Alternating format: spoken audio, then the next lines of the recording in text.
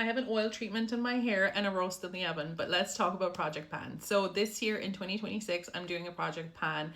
And the reason why I'm doing a Project Pan is twofold. Number one, I really want to get use out of my products, specifically my makeup, because I find myself buying more makeup but not using it up. And that includes hair product and skincare, but my most problematic area is definitely makeup and hair product. And the second reason why I'm doing a Project Pan this year is because I'm looking to save a little bit of money. So some of you may know that I bought a house in 2025, which is very exciting, but it definitely drained my savings a lot. So this year we're working on building up our savings again and making sure that we're being financially responsible. So my Project Pan rules are as follows. I'm going to put together a makeup bag full of products every month.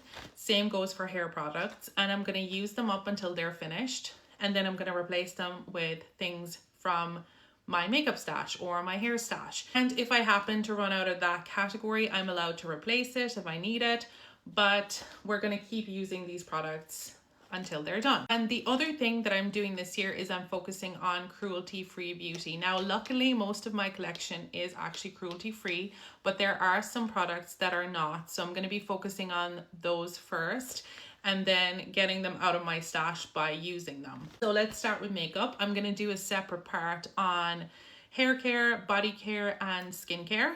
So stay tuned for that. So let's do a breakdown of the products that we're going to be using. This is a full face.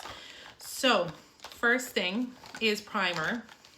This primer is from the Beauty Crop. So I don't really use primer that much, and I find that this one actually leaves a tint or a cast on my skin, so like a reddish kind of tint. It is very glowy and it does grip your makeup, so it is very good for that, but you definitely need a product over it, so to minimize that redness. Now, next thing is going to be my base product, so my foundation. And I'm going to be using both these things. So this one I bought a while ago, and I think it's going to go bad soon because I feel like it's kind of starting to smell a little bit off. But we're going to use her up. And the next thing is going to be these bronzing drops. So I'm back on my self-tanning game. My self-tan is actually wearing off now.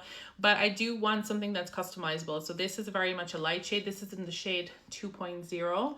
And there's only one shade of these as far as I'm aware, but I'm going to be mixing these two as and when I need, depending on how my self-tan wears throughout the week, or if I have any self-tan at all. So this is going to be my base. Next thing for concealer, corrector, and powder. So this is a 3-in-1 product. This is from Soap and Glory, and I'm going to be opening it carefully because there's a little like powder puff in there. So it has a powder at the top. As you can see, I've already hit pan, and then it has a little mirror.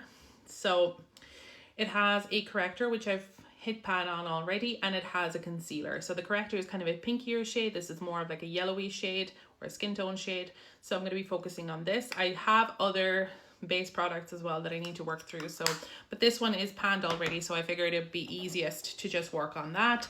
My contour is this Catrice contour. It says it's a bronzer. It is not. It is much too cool tone to be a bronzer. It's definitely a contour. So I'm enjoying this. It's a liquid contour with like a little wand. Next thing, I've been using this lip balm for blush all winter, and let me show you how much is left. So I don't love this on my lips, but I love this as a blush. So I'm definitely enjoying using this, but it looks so sad. But there's definitely, like, it's mostly gone. I'm probably going to use this up in January, so we'll see how that goes. But this is by CoverGirl, and the shade is Bliss You Berry. Next, we have an eyebrow product. There's like a little spoolie at the end. This is by e.l.f. I mostly use this on, this is how much of it I have. So let me roll it. That's all. So there's not a lot. I mostly use this as an eyeliner or like an eyeliner pencil to do my wing. I don't really fill in my brows. I just do a brow gel, which I'll share in a sec. So that's going to go pretty fast, I think. This is an e.l.f. shadow stick. It's in the shade Magnetic Pull. This is how much I have. So I still have quite a lot, but it's definitely been used and loved. The reason why I love this actually is because the shade is really pretty. It's kind of a taupey brown, and the other thing about it is it's, as you can see, it's shimmery, but the other thing about it is that it has very good lasting power, so it definitely stays on and it doesn't budge. So I use this in my crease, I use it all over. It's fab, but it definitely needs to be used because these things expire after all. Mascaras that are in my project pan are these two. This is by Maybelline, so this is not cruelty free, and this is by Essence, so it is. This is my favorite mascara ever, but I don't play about my eye health. I do not use mascaras past like 6 months. So even if they're not fully used up, I'm not going to keep using them until they're fully done or dried out, because again, I don't play about my eye health, and I don't care if I have to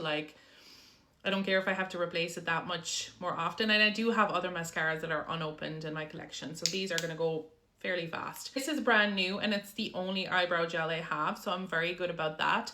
I do also use it for like slicking down my little like baby hairs or like taming my little flyaways. So this is like a dual use product for me. It has been forever, not just this particular one, but like any one of those kind of things. This is by NYX. It's the Thick It Stick It, and this is full. This is brand new. I only bought this like a couple of days ago, so this is new. So we're going to use her until she's done, and I like that it's a squeezy tube because you can really get the last of it out.